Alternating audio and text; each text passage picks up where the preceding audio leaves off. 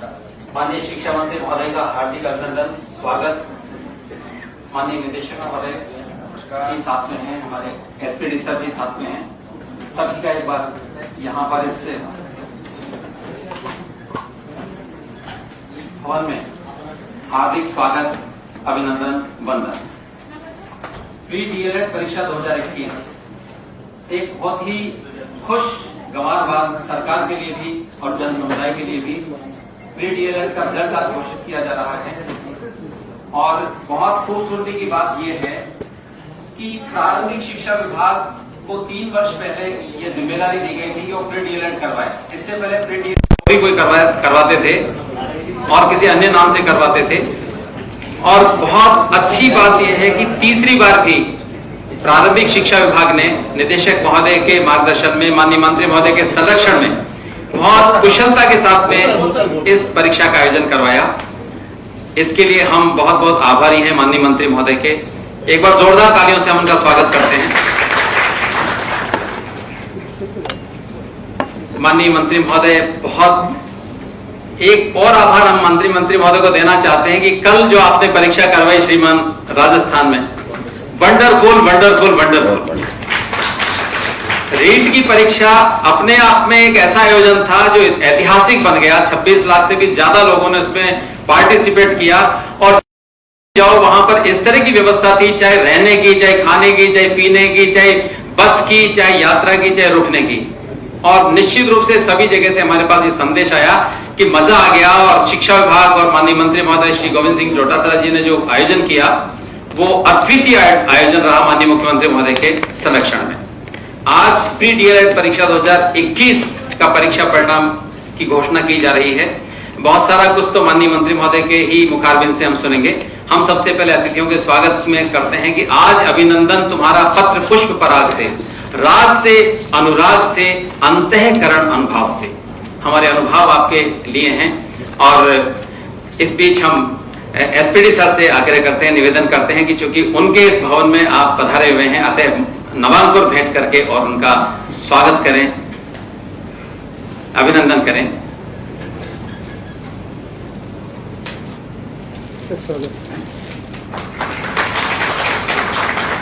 आदरणीय रश्मि मैम से निवेदन करते हैं एसपीडी सर को भी नवांकुर भेंट कर उनका स्वागत करें। नवांकुर एक ऊर्जा का प्रतीक, एक विश्वास का प्रतीक और एक जो नवपल्लव है जिसकी कौपलें धीरे धीरे उदित होती हैं। सना मैम से भी आग्रह करते हैं, एएसपीडी प्रथम से भी, कि वे हमारे निदेशक महोदय को, हमारे निदेशक महोदय लर्निंग पॉइंट ऑफ व्यू से जितना अच्छा काम कर रहे हैं कंप्यूटर के क्षेत्र में, और चाहे वो स्माइल का काम हो या अन्य काम हो, बहुत अच्छा सा राजस्थान का पूरा मैसेज आया है। अभी उदय मेरी अभी यूपी में बात हुई थी और उत्तराखंड में बात हुई थी। मैं आपको निवेदन कर दूं माननीय मंत्री महोदय को कि हमारे कार्यक्रमों की सराहना पूरे देश में की जा रही है। न सिर्फ राजस्थान की बात है बल्कि उत्तर प्रदेश से मेरी बहुत लंबी बात हुई, वहां मानव संसाधन के कोई व्यक्ति थे उनसे, और इसी तरह से उत्तराखंड में भी मेरा काम पड़ा था, वहां से भी एक बात हुई थी। तो उन्होंने कहा आपका राजस्थान बहुत अच्छा काम कर रहा है एजुकेशन के क्षेत्र में, इसलिए आप बधाई के पात्र हैं। हम निदेशक महोदय से आग्रह करते हैं कि इस कार्यक्रम के बारे में अपना परिचय प्रस्तुत करें। माननीय सौरभ स्वामी जी। माननीय शिक्षा मंत्री गोविंद जी डोटासरा जी, एएसपीडी मैम, एसपीडी सर, यहाँ पे मौजूद समस्त अधिकारीगण एवं मीडिया, आप सभी का आज की बहुत बहुत स्वागत है आज के इस प्रेस कॉन्फ्रेंस के अंदर, जिसके अंदर हमारे द्वारा डीएलएड का जो एग्ज़ाम है जो कि कराया गया था, जिसके अंदर 4,70,761 बच्चे जो पंजीकृत थे जिन्होंने भाग लिया, उसका रिजल्ट की घोषणा की जा रही है। यह एग्ज़ाम इसलिए कराया जाता है कि इसके अंदर से जो बच्चे सेलेक्ट होते हैं उसके बाद उनको बीएसटीसी का कोर्स कराया जाता है, जिससे वो लेवल 1 3rd ग्रेड के लेवल 1 के शिक्षक के लिए एग्ज़ाम दे सकते हैं, जो कि कल ही जो एग्ज़ाम हुआ था रीट का, उस आगे के लिए वो एलिजिबल हो जाएंगे। इसके अंदर मैं बताना चाहूँगा कि कुल 2597 जो हमारे परीक्षा केंद्र थे और उसके अंदर लगभग हमारे जो है 85-90% के करीब हमारी जो अटेंडेंस रही, और उसकी मदद से जो सबसे पहला एग्ज़ाम जो कि बड़े एग्ज़ामों के अंदर देखा जाए जो कि वो हुआ, वो सबसे पहला डीएलएड हुआ, उसके बाद पीटीईटी हुआ था, और अब जो है ये रीट का एग्ज़ाम जो कि कल हुआ है। ये सारे एग्ज़ाम काफ़ी इम्पोर्टेंट थे, काफ़ी ज़रूरी थे, और मैं सभी का जो भी शिक्षा विभाग में कर्मचारी हैं, माननीय मंत्री जी का एवं सभी का मैं बहुत बहुत सम्मान, और उसके साथ मैं ये कहना चाहता हूँ कि बहुत अच्छे से इस परीक्षा को संपन्न कराया गया। और क्योंकि पिछले 2 साल से यह जिम्मेदारी जो है पंजीयक को दी गई है, पिछले 2 साल से ही पंजीयक ने इसके अंदर बहुत अच्छा कार्य कराया है, किसी भी प्रकार की कोई शिकायत नहीं आई है, एवं राजस्व के मामले के अंदर भी सबसे ज़्यादा रेवेन्यू जो कि अर्न किया गया है वो कि पिछले 2 सालों में अर्न किया गया है। तो इस सब के लिए मैं पंजीयक जो हमारे रजिस्ट्रार हैं बालाराम जी, उन सबको भी बहुत बहुत बधाई देना चाहूँगा। बहुत बहुत धन्यवाद। बहुत बहुत धन्यवाद माननीय निदेशक महोदय। सचमुच बालाराम मेहता साहब का भी बहुत आभार व्यक्त करते हैं कि जिन्होंने इस बहुत बेहतरीन तरीके से इस परीक्षा को संभाला और पूरे राजस्थान भर को कोऑर्डिनेट करके इस परीक्षा को सफल संचालन करके और एक बहुत महत्वपूर्ण कार्य किया। परिणाम की घोषणा माननीय मंत्री महोदय करते हैं, और निश्चित रूप से हम ये कह सकते हैं कि अपनी फुलवारी की सीमा पार करने के लिए लोग हैं बेताब खुशबू से बिखरने के लिए, कि जो हुआ निर्भय भला, अब डर उसे किस बात का, वरना साया ही बहुत होता है डरने के लिए। तो माननीय मंत्री महोदय हमारे बीच में बैठे हैं, जिन्होंने बहुत सारे एजुकेशन के लिए काम किए हैं, उनके कर कमलों से इस रिजल्ट का लोकार्पण किया जा रहा है।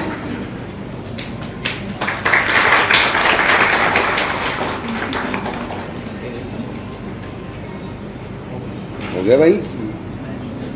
ये मैं बताना चाहूंगा, इसके अंदर 3 तरीके के जो हमारे टॉपर्स आप देख पा रहे हैं, एक तो जनरल कैटेगरी के हैं, एक संस्कृत के हैं, और एक वो हैं जो कि जनरल और संस्कृत की दोनों की कंबाइन जो बनती है, वो कोई भी चूज कर सकते हैं, या तो वो संस्कृत का चूज करें या फिर वो जनरल का चूज करें। हो गया भाई।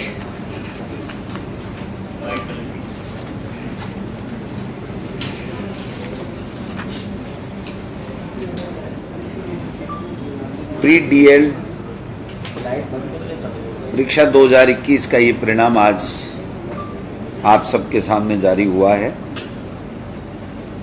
बहुत ही कम समय में परीक्षा होने के बाद में ये रिजल्ट विभाग के द्वारा जारी किया जा रहा है, जिसमें 4,70,761 लोगों ने रजिस्ट्रेशन करवाया।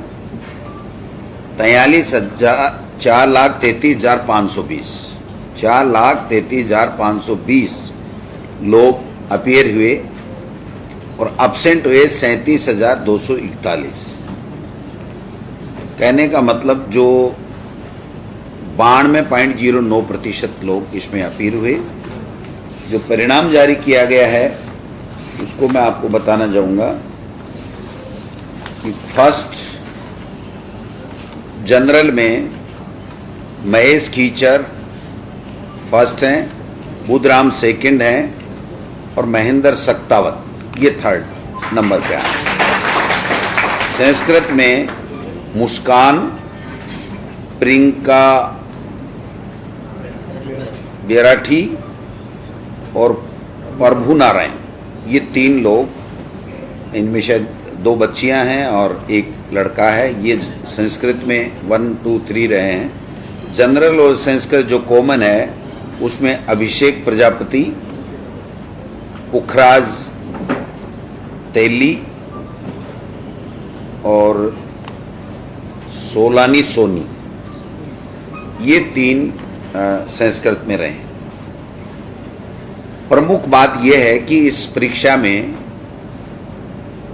कितने लोगों का सिलेक्शन हुआ, किसका हुआ नहीं हुआ ये नहीं होता है। इसमें पूरा का पूरा रिजल्ट जारी किया जाता है और जितनी सीटें होती हैं उसमें से जो टॉपर होते हैं वो इस डीएलईडी में एडमिशन लेते हैं, क्योंकि इसके अलावा अब ये सिलेक्शन ही है इनका। जो मेरिट से आएंगे और उनकी फिर काउंसलिंग की जाएगी और काउंसलिंग से उनको जो स्कूल या कॉलेज जो बीएसटीसी की है उसमें इनको मिलेगा। अब की बार कुछ बच्चे कम हैं, पिछली बार 6,70,000 के लगभग थे, अब की बार 4,70,000 के लगभग हैं। इसका कारण ये रहा कि जो एनसीटी ने जो गाइडलाइन चेंज की कि L1 और L2 में दोनों में बीएड के बच्चे बैठ सकते हैं। हालांकि ये मैटर हाई कोर्ट में सब जुडिश है, इनकी एग्जाम दिला दी गई है, लेकिन शायद रिजल्ट के लिए अभी हाई कोर्ट ने रोका हुआ है। तो निश्चित रूप से उस कारण से ये प्रभावित हुआ है। और अगर यही नियम कानून कायदा रहता है तो अब आने वाले समय में और भी ज़्यादा इसके ऊपर प्रभाव पड़ने वाला है, क्योंकि नेचुरली जो बीएड ग्रेजुएशन करने के बाद में करता है वो बच्चा जो हायर सीनियर सेकेंडरी के बाद में जो बच्चा करता है उससे ज़्यादा टैलेंट होता है, ज़्यादा सीनियर होता है, तो निश्चित रूप से उस पेपर को हल करने में उसके लिए सुविधा रहती है। चूंकि अब भारत सरकार का कानून था, मैंडेटरी था, तो हमने किया, और अब हाई कोर्ट इसकी इंटरप्रिटेशन किस प्रकार से करता है व्याख्या, उसके ऊपर हम लोग आगे से चलेंगे। और अभी जो रिजल्ट जो आएगा, मैं समझता हूँ कि रीट का वो भी इस रिजल्ट के ऊपर ही आधारित होगा। जो हाई कोर्ट कहेगा उसी हिसाब से आगे चलेगा। दूसरा मैं कहना चाहता हूं कि कल तमाम लोगों को, प्रदेश के लोगों को, प्रशासनिक अधिकारियों को, शिक्षकों को, हमारे विभाग के तमाम अधिकारी, कर्मचारी, शिक्षक, उनको, पुलिस को, माननीय मुख्यमंत्री जी को विशेष रूप से, सामाजिक संगठनों को, पत्रकारों को, मीडिया के लोगों को, सबको धन्यवाद देना चाहता हूं कि इस एग्जाम जो सबसे बड़ी देश की एग्जाम थी उसको पूरी पारदर्शिता के साथ में संपन्न कराने के लिए सबका सहयोग हमको बहुत शानदार तरीके से मिला। और हमारा एक लोक कल्याणकारी सरकार का जो मैसेज था वो पूरे देश में, अन्य स्टेट्स में भी गया। और जब दूसरे स्टेट्स के जो बच्चे आए उन्होंने भी कहा कि हमने आज तक ऐसा व्यवस्थाएं नहीं देखी कि हमको बाकायदा तिलक लगा करके गांव के लोग, एनजीओ, भामाशाह वो भेज रहे हैं, पुलिस वाले सेंटर पे छोड़ के आ रहे हैं, और पूरे खाने और रहने का इंतजाम किया जा रहा है। तो माननीय मुख्यमंत्री जी ने जब बजट घोषणा की थी कि हम राजस्थान रोडवेज की बसों में फ्री करेंगे, तो जब ये संज्ञान में आया कि ये बच्चे राजस्थान रोडवेज की बसों में नहीं जा पाएंगे, तो मुख्यमंत्री जी ने एक बैठक बुला करके ये घोषणा की कि हम लोग सबको फ्री करेंगे, प्राइवेट बसों का अधिग्रहण करेंगे और उसका पैसा सरकार देगी। तो इससे बढ़िया कोई निर्णय मैं समझता हूं हो नहीं सकता। इस परीक्षा को पारदर्शिता के साथ संपन्न कराने के लिए भी माननीय मुख्यमंत्री जी ने विभाग के प्रस्तावों को स्वीकार करते हुए जो कड़े फैसले और पूरे पुलिस प्रशासन को पूरी मुस्तैदी के साथ में लगाया, और जो लोग पाए जाएंगे उनको बर्खास्त किया जाएगा और अंदर मोबाइल वगैरह नहीं ले जाया जाएगा, चाहे कोई कितना भी बड़ा अधिकारी हो वो नहीं ले जाएगा। तो इससे मैं समझता हूं कि राजस्थान की साख भी बढ़ी है। जिन बच्चों ने मेहनत की है उनको परिणाम भी मेहनत के मुताबिक मिलेंगे। एक सेंटर जो हमारा अलवर जिले का था उसमें कुछ देरी से ट्रैफिक जाम होने की वजह से पेपर थोड़ा देरी से मिला, और फिर वहाँ के लड़कों ने वहाँ पर परीक्षा देने से इनकार कर दिया। जहाँ पर मौजूदा जो भी अधिकारी थे उन्होंने प्रयास किया, लेकिन चूंकि जब तक जिला कलेक्टर, जिला प्रशासन आता, समझाइश करता, तब तक काफ़ी देर हो चुकी थी। लेकिन सेकंड पारी का जो एग्ज़ाम है वो पूरे तरीके से वहाँ पर जो सेंटर पे थे उसको सबको ले आया गया। आप सबने मीडिया में चलाया है, आप सबको पता है कि किस प्रकार से कैसे कैसे प्रयास किए गए लोगों के द्वारा। चप्पलों में सिम डाल दी गई, कई सरकार के हमारे विभाग के शिक्षकों का भी नाम आ रहा है, पुलिस के कर्मचारियों का भी नाम आ रहा है। तो मैं समझता हूँ इस बात को जो घोषणा माननीय मुख्यमंत्री जी ने की है उसी के संदर्भ में देखा जाएगा, इसमें किसी को शंका करने की आवश्यकता नहीं है। लेकिन मैं इतना कहना चाहता हूं कि जो रीट का एग्जाम 25-26 लाख बच्चों का जो राजस्थान में हुआ, जिसका गिनीज बुक में नाम लिखा जाएगा, अगर गिनीज बुक वाले हमारी बात मानेंगे तो और जिस तरीके से, शानदार तरीके से दिया गया, आप सोशल मीडिया में उनके कमेंट्स देखिए। जो बच्चे बाहर से, एमपी से, यूपी से, बिहार से आए, वो ये कह रहे हैं हमने ऐसा उत्सव कभी नहीं देखा। यानी अपनी एग्जाम को वो उत्सव के रूप में लोगों ने परिवर्तित किया। इसके लिए मैं विशेष रूप से तमाम जो भामाशाह और जो लोग इस व्यवस्थाओं में जुटे थे, सरकार के कार्मिकों की तो ड्यूटी थी, लेकिन वो जो लोग जुटे और जिस प्रकार से खाना और व्यवस्थाएं दी, मैं समझता हूं हम उनको सैल्यूट करते हैं कि ऐसे लोगों ने एक अच्छा उदाहरण पेश किया, जिससे हमारे राजस्थान प्रदेश का उन्होंने गौरव बढ़ाया है।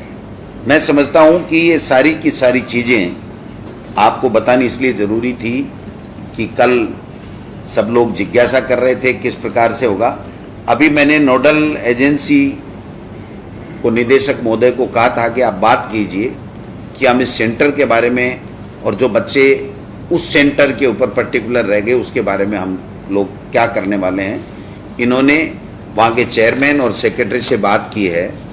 वो ये कह रहे हैं कि जो सेंटर पूरा का पूरा रह गया था उसका पेपर हम जल्दी से जल्दी दोबारा बनवा करके एक सेंटर पे या 2 सेंटर पे, जैसे भी उनको ठीक लगेगा, वो उनकी एग्ज़ाम हम दोबारा लेंगे और दोबारा लेने के बाद में हम लोग रिजल्ट जारी करेंगे। ये जो बात उन्होंने नोडल एजेंसी ने कही है। फिर भी अगर कोई दिगर बात आएगी तो विभागीय स्तर के ऊपर उसकी जांच कमेटी भी बैठा दी जाएगी। अगर कोई किसी तरह की कोई बात आती है ऐसी जिसके लिए जांच किया जाना जरूरी है, तो उसकी जांच कमेटी भी हम लोग बढ़ा देंगे। जो पेपर पहुंचना चाहिए था 8:30 बजे, वो 10:20 के ऊपर पहुंचे। तो ट्रैफिक जाम होने की वजह से जो एक तरीके से प्रशासनिक चूक रही है, हालांकि उनको एक कह दिया गया कि आपको इतना समय हम ज़्यादा दे देंगे, लेकिन हर तरह के लोग रहते हैं, उसके ऊपर वो राजी नहीं हुए और वो एग्ज़ाम नहीं हो पाई। तो ये एक त्रुटि मैं समझता हूँ कि प्रशासनिक व्यवस्था के ऊपर भी रही, लेकिन वो मजबूरी में हुई, क्योंकि अब ट्रैफिक जाम होना किसी के बस में नहीं है, नेशनल हाईवे था। तो मैं समझता हूँ ये सारी चीज़ें हुई है। इसके लिए हम लोग उन बच्चों का नुकसान नहीं हो, इसलिए हम ये एग्ज़ाम दोबारा लेंगे। अभ्यर्थी कितने थे? शायद 600 के लगभग थे। मैं, क्योंकि नोडल एजेंसी अलग है तो हम इसमें ज़्यादा नहीं पढ़ते सरकार वाले। हम कहते हैं जो था। अभी मैंने पूछा कि आप क्या करने जा रहे हैं, क्या निर्णय लिया नोडल एजेंसी, तो उन्होंने कहा हम दोबारा एग्ज़ाम इनकी लेंगे और मुझे तो जो कहा गया 15-20 दिन में हम लोग इनकी एग्ज़ाम की व्यवस्था कर देंगे। तो मैं समझता हूँ कि 15-20 दिन में, 2 दिन आगे पीछे भी हो सकता है, लेकिन जल्दी एग्ज़ाम दे करके उन बच्चों का कोई नुकसान नहीं हो, इस बात को हम सुनिश्चित करें। इसके अलावा कोई शिकायत कहीं से प्रदेश में? देखिए, जो आप सबने देखा होगा कि जहाँ जहाँ भी पुलिस की मुस्तैदी के साथ में, प्रशासन की मुस्तैदी के साथ में जो लोग गड़बड़ करते पाए गए, उन लोगों के खिलाफ कार्रवाई हुई है। और ये कार्रवाई जब इतने लोगों के खिलाफ हुई है, तो अगर इनकी चेन सर्किल आगे जाएगी तो जितने आगे तक जाएगी उतने आगे तक हमारी सरकार, जो भी एजेंसीज हैं जांच करने वाली, वो ले जाएंगे। और एक व्यक्ति के बारे में भी अगर हमें कोई इस तरह का कोई संज्ञान होता है कि उसने गड़बड़ की है, तो उसको पूरी तरीके से तहकीकात करके, पूरी तरीके से जांच कर करके और पारदर्शिता के साथ में इसका रिजल्ट जारी कराया जाएगा। अब वो तो देखो नोडल एजेंसी का काम है। जो परीक्षा होने के बाद ही पूरी परीक्षा का रिजल्ट एक साथ ही जारी किया जाएगा, अलग-अलग जारी किया जाएगा? वो इससे कोई लंबा चौड़ा फर्क पड़ने वाला नहीं है। वो नोडल एजेंसी जो चाहे जैसे करे, उसमें सरकार का कोई रोल नहीं रहता है, क्योंकि उनका भी रिजल्ट आना है। ये तो एलिजिबिलिटी टेस्ट है, तो एलिजिबिलिटी टेस्ट में जो नंबर जिसके आएंगे वो आएंगे। मेरिट एक बार ये मैं कह सकता हूं कि टोटल रिजल्ट आने के बाद में सिलेक्शन की मेरिट बाद में बनाई जाएगी। जिस तरह से इस बार सख्ती हुई है, तो आने वाले एग्जाम के अंदर भी इसी तरह की सख्ती देखने को मिलेगी या इससे भी और ज्यादा जो है सख्ती? बिल्कुल, देखिए अब इससे कई चीजें, सूचनाएं मिली हैं कि किस तरीके से ये लोग बाग नकल कराते हैं, कैसे कैसे गिरोह सक्रिय रहते हैं, कैसे कैसे मिले हुए होते हैं। तो जो हमें इन चीज़ों का पता प्रशासन को पता चलता है, तो उससे आगे के समय में उनको और ज़्यादा अच्छे तरीके से और ऐसी नकलें नहीं हो या गड़बड़ियाँ नहीं हो, उसको रोकने के लिए हम लोगों के पास में जो एजेंसीज हैं उसको क्लू मिलते हैं और जिससे और ज़्यादा बेहतर तरीके से आगे के एग्जाम्स हो सके।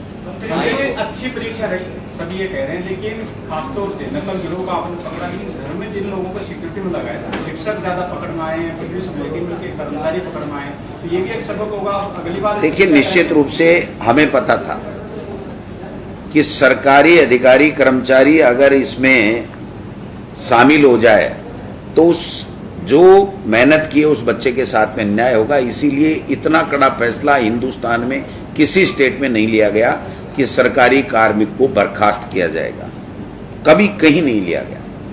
सरकार की मंशा बहुत साफ और स्पष्ट है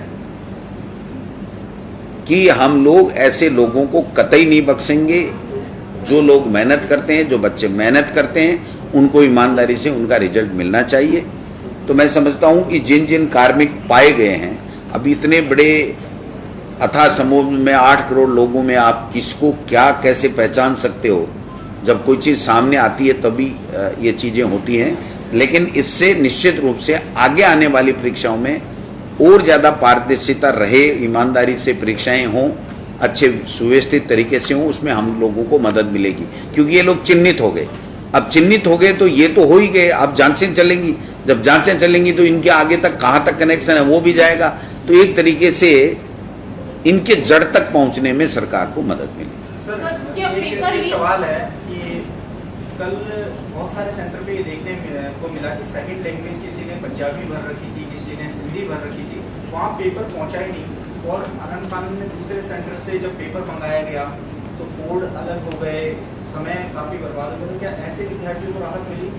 हमारे संज्ञान में ऐसी कोई चीज़ नहीं है। ऐसा कोई भी मामला हुआ होगा तो वो नोडल एजेंसी माध्यमिक शिक्षा बोर्ड को अपने लिखित में शिकायत दे, वो उसके ऊपर परीक्षण उपरांत जो भी निर्णय लेंगे वो उनको लेना है। सरकार का इसमें कोई हस्तक्षेप नहीं। बहुत से परीक्षार्थियों का ये भी आरोप है कि उनको खुले पेपर मिले और ऐसा एक सेंटर पे नहीं हुआ, एक से ज्यादा सेंटर्स पे हुआ। ये सब गलत बात है। इसकी ये तो जिसकी तैयारी नहीं होता है वो तरह तरह की बात लगाता है। बहुत से विद्यार्थियों के खोलने की जरूरत कहाँ थी? अगर खुले तब तो एक पेपर ही खुल जाए। सारे पेपर कोई खोलता है क्या? तो खोलने वाला, जब हमने वीडियोग्राफी जहाँ से पेपर उठ रहा है वहाँ से लेकर के बढ़ रहा वहाँ तक कराई है, तो ऐसे किसी का ये कहना मैं समझता हूँ बिल्कुल गलत है। इस तरह की कोई शिकायत ऑथेंटिक रूप से किसी के सामने नहीं है।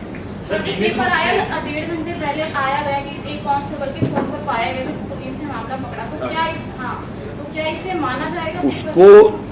उसको तय तक जाएंगे कि कितने लोगों तक ये पेपर पहुंचा है, उन सब के खिलाफ कार्रवाई होगी। उनका इस रिजल्ट से कोई लेना देना नहीं रहेगा। अच्छा सर, जो हाई कोर्ट में अभी पेंडिंग है मामला आपका बीएड वाला, तो जब तक वो क्लियर नहीं होगा तब तक क्या रिजल्ट घोषित होगा या निश्चित रूप से देखिए, जो कोर्ट का आदेश को देखना पड़ेगा। जो मुझे मेरे संज्ञान में लाया गया है कि कोर्ट ने अभी इसको परिणाम के लिए बीएड वालों के परिणाम के लिए रोक रखा है। तो निश्चित रूप से कोर्ट का हम लोग प्रयास करेंगे कि जल्दी से जल्दी इसके ऊपर मेरिट के ऊपर जो भी डिसीजन कोर्ट करे जिससे हम लोग आगे बढ़ सकें। तो इसके लिए हम एजी साहब से आज मैं स्वयं भी बात करूंगा और विभागीय अधिकारियों को लगाएंगे कि हम जल्दी से जल्दी कोर्ट से इसमें जो भी निर्णय आए वो लें। सर, आपको लगता है कि जिस तरह से ये व्यवस्था हुई है, हर एक जिले में दूसरे जिले में जा रहे हैं, क्या हर एक जिले में अलग से इंडिविजुअल हो ताकि ये जो तैयारियां आप लोग बार बार आपको नहीं करनी पड़े, इंडिविजुअल हर एक जिले के एग्जाम?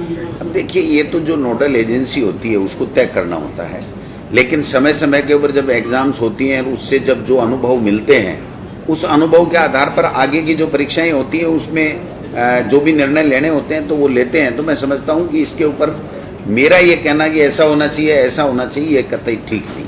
सर, प्राथमिक स्कूलें भी खुल गई हैं, प्राथमिक 18 महीने बाद में खुली का, अभिभावकों का,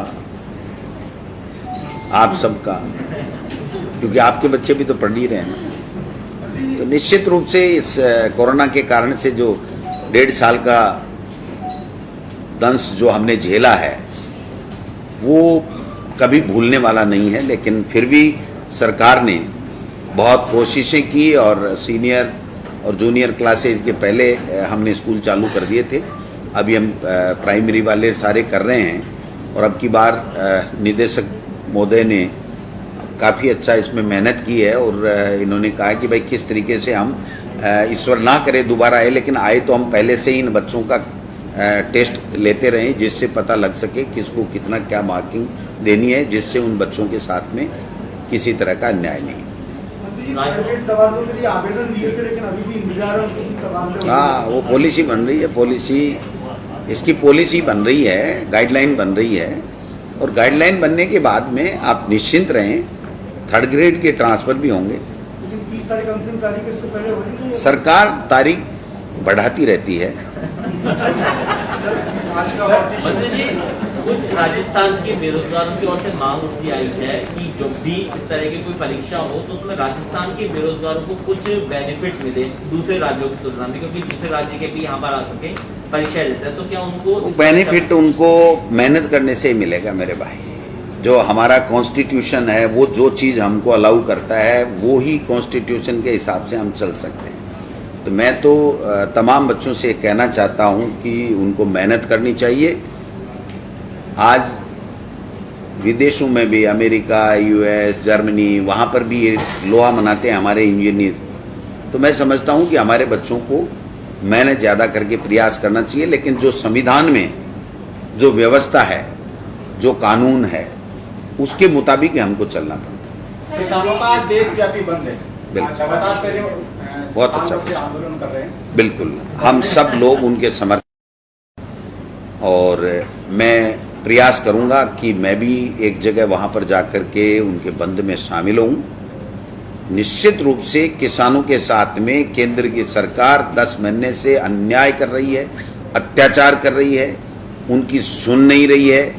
और ऐसा तो आज़ादी से पहले जब अंग्रेजों के हम लोग गुलाम थे तब अंग्रेज भी इस तरीके के जुल्म तो नहीं करते थे जो आज मोदी सरकार हमारे देश के किसानों के साथ में जुल्म कर रही है। और इस जुल्म का खामियाजा ऐसा भुगतना पड़ेगा इनको, चाहे ये कितना ही मंत्रिमंडल का फेरबदल कर लें, चाहे कितना ही रात को 11 बजे आकर के वो कौन सा विस्टा है उनका, सेंट्रल विस्टा का अवलोकन कर लें। ये गुमराह करने वाली बातें हैं, ये ध्यान भटकाने वाली बातें हैं। आप देश का प्रधानमंत्री अगर कोई कंस्ट्रक्शन चल रहा है उसमें क्या देख रहा है भाई? उनको इंजीनियरों को भेजने चाहिए कि क्वालिटी का काम हो रहा है कि नहीं हो रहा है, नक्शे के मुताबिक हो रहा है कि नहीं हो रहा है। वो कोई बगीचा थोड़ी है, बाग थोड़ी है जो टहलने जा रहे हैं। लेकिन ये तो देश के प्रधानमंत्री हैं। अब इनको तो मतलब बस कोई न कोई ऐसी न्यूज बनानी जिससे जो प्रमुख मुद्दे जनता के, देश की जनता के हैं, उनसे लोगों का ध्यान हट जाए। मंत्री जी, लेकिन बंद का असर आज जयपुर में तो देखने को नहीं मिल रहा है। आप लोग सहयोग कीजिए, आप भी किसान के बेटे हैं, या किसान का जो अन्न पैदा करता है उससे हमारा परिवार चलता है, तो निश्चित रूप से हम सबको सहयोग करना चाहिए। महंगाई बहुत इशू होता जा रहा है, डीजल पर 4 दिनों में तीसरी बार दरें बढ़ी हैं, 100 रुपये लीटर होने जा रहा है। कांग्रेस की खासतौर से केंद्र को लेने जो सुनने वाला उसको सुनाया जाए। जब केंद्र सरकार सुनने का नाम ही नहीं ले रही है, गूंगी बहरी हो गई, तो हम सुनाएं किसको? आंदोलन कांग्रेस कर भी रही है। 1 तारीख को दिग्विजय सिंह जी आ रहे हैं, वो पूरी महंगाई के ऊपर, पेगासिस के ऊपर, सब चीज़ों पे अपनी बात रखेंगे अखिल भारतीय कांग्रेस कमेटी की तरफ से। और आप और हम सब देख रहे हैं कि किस गति के साथ में पेट्रोल, डीजल, गैस और अन्य जो खाद्य वस्तुएं हों, चाहे आम उपभोक्ता की आवश्यकताओं की चीज़ें हों, उसमें किस प्रकार से दाम बढ़ रहे हैं, लेकिन कोई भैया सुनने वाला नहीं है। यहाँ तो विदेशों में जाओ, अच्छे अच्छे उद्योगपति मित्रों से बातें करो, फिर ध्यान भटकाने के लिए कोई न कोई मुद्दा ले आओ और फिर ध्यान भटका दो। फिर जब चुनाव आए तो कोई ऐसा मुद्दा ले आओ, हिंदू मुस्लिम ये वो कर करा के, और वो दोबारा जो है वो सरकार बना लेते हैं। अब की बार नहीं बनेगी। लेकिन सर, ये इस बार 4 साल बाद रीट का एग्जाम हुआ 2018 के बाद 2021 में, इसलिए काफी संख्या में जो है भर्ती इकट्ठे हो गए। तो क्या इसकी नियमितता रहेगी आगे, या तो इसका पैटर्न बनाया जाएगा आगे? देखते हैं, तो भी बनता रहेगा। समय समय पे सब चीज़ें सुधरती रहती है। जो भारत सरकार का शिक्षा मंत्रालय वो कोई गाइडलाइन दे दे, एनसीटी कोई गाइडलाइन दे दे, या हमारे कोई कानून में कोई किस तरह की बात आए, तो इसमें सब पे संभावनाएं चलती रहती हैं। आज की तारीख में तो जो चीज़ है ना, उसी को फाइनल मान के चलाओ, थैंक यू। अभी तो कल से फ्री सरकार होगा। 2 साल का कार्यकाल बचा है, इससे पहले वो रीट के एग्जाम की हो पाई। क्या चीज? 2 साल का और कार्यकाल सरकार है, कभी भी कर सकती है। दोबारा वैकेंसी निकलेंगे तो रीट भी दोबारा होगी, इसमें क्या दो रहा है? 2 साल में अगर थर्ड ग्रेड की भर्ती सरकार दोबारा निकालती है तो रीट भी एग्जाम भी दोबारा होगी, क्योंकि जो नए बच्चे आज जो बीएड नहीं कर पाए या ग्रेजुएशन नहीं कर पाए, जब तक नए लोग आ जाएंगे तो उनको कम मौका मिलेगा। इसलिए ये तो मैंडेटरी है, किसी भी एग्जाम करने से पहले अगर नया स्टूडेंट आ जाता है तो उसको मौका देना कंपलसरी है। जब नए को मौका दोगे तो पुराने को मना नहीं कर सकते, आप दोबारा दे सकता है अगला। तो सर एक नया प्रयोग किया गया डायरेक्ट माध्यमिक शिक्षा के द्वारा कि जो बच्चे हैं पहली से लेकर 8वीं 10वीं तक उनका भविष्य खराब नहीं हो, तो किस तरह का एक मतलब कितने लेवल में टेस्ट कराए जाएंगे उनके हिसाब से? इतना बढ़िया प्रयोग क्योंकि वो तो राजस्थान लंबा चौड़ा है, ये अलग से आपको कॉपी भेज देंगे। लेकिन मेरा कहने का मतलब ये है कि हम कोरोना की मार झेलने के बाद में इतने सचेत हो गए कि हमने हमारा ऑनलाइन जो सिस्टम है उसको भी डेवलप किया है, और जब स्कूलें खुल रही हैं तो उसमें किस तरीके से बच्चों का कोरोना नहीं हो उसको ध्यान रखा जाए, उनके सिलेबस को कितना कम किया जाए जिससे उनको दिक्कत नहीं हो, और उसके बाद में उनको वर्क बुक दे करके कैसे उनको ठीक किया जाए, और जो परीक्षा टेस्ट वगैरह लेकर के उनका हम लोग ऐसे मूल्यांकन करते रहें हर महीने में, जिससे हमें कभी ऐसी विपदा आए तो हम लोग उसको पूरे भारत में पहला राजस्थान ये सर है। बिल्कुल 100%। आप बहुत से आप और आप भी सब सही हो, लेकिन आपने बहुत सही पूछा कि राजस्थान में ऐसे ऐसे शिक्षा विभाग में, और ये जो रीट वाला है ये तो माननीय मुख्यमंत्री जी को मैं धन्यवाद देना चाहूँगा, और आप थोड़ा सा ढंग से इसको देखना जिससे मिल जाए कि रीटोत्सव मेरे पास जो आ रहे हैं ना, कि रीटोत्सव में आयोजन में भाग लिया हमने और बहुत आनंद की अनुभूति हुई। तो ऐसे मतलब आयोजन में इसको बदल दिया, तो इसके लिए माननीय मुख्यमंत्री जी और हमारी सरकार में तमाम जो लोग और अभिभावक और मीडिया के बंधु सब बधाई के पात्र हैं, धन्यवाद के पात्र हैं। खाटू का मेला ही लग रहा था। देखिए अब देखिए राजस्थान को कैसा दिखाना देश और दुनिया में, ये आपके ऊपर निर्भर है। हम तो केवल माउथ मीडिया से कर सकते हैं, बाकी तो मीडिया आपके पास है। Thank you. सुनहरे अक्षरों में दिखा रहा है। माननीय मंत्री जी का बहुत बहुत आभार। कल बहुत सराहनीय था सर इसका तो। आप लोग ये गिनीज में खुद एप्लीकेशन भी लगाओगे? आदरणीय रामधारी सिंह जी दिनकर ने लिखा था इस तरह के जो आपके जैसे व्यक्तित्व के लिए कि जीवन उनका नहीं युधिष्ठिर जो उससे डरते हैं वो उनका जो चरण रोग निर्भय होकर लड़ते हैं। तो आप जिस तरह से राजस्थान की समस्याओं के लिए दिल्ली तक से लड़ रहे हैं, और मैं समझता हूँ कि कोरोना के इस महायुद्ध में आपने विजय हासिल की है, तो निश्चित रूप से आप इसके लिए बधाई के पात्र हैं, और सारा शिक्षा विभाग आपके लिए आभार व्यक्त करता है, आपको बधाई देता है इस बात के लिए। और पुनः मैं एक बात बता दूं कि पूरे अगर कोरोना के पीरियड को देखा जाए, किस तरह से स्कूलों का संचालन हुआ, किस तरह से घर घर जाकर हमारे अध्यापकों ने बच्चों को पढ़ाया, किस तरह से लर्निंग किया गया, अभी भी ये कार्य कर रहा है, जिसकी तरफ न सिर्फ राजस्थान के लोग बल्कि पूरा हिंदुस्तान एक आशान्वित दृष्टि से देख रहा है। और आप वास्तव में पुनः एक बार बधाई के पात्र हैं।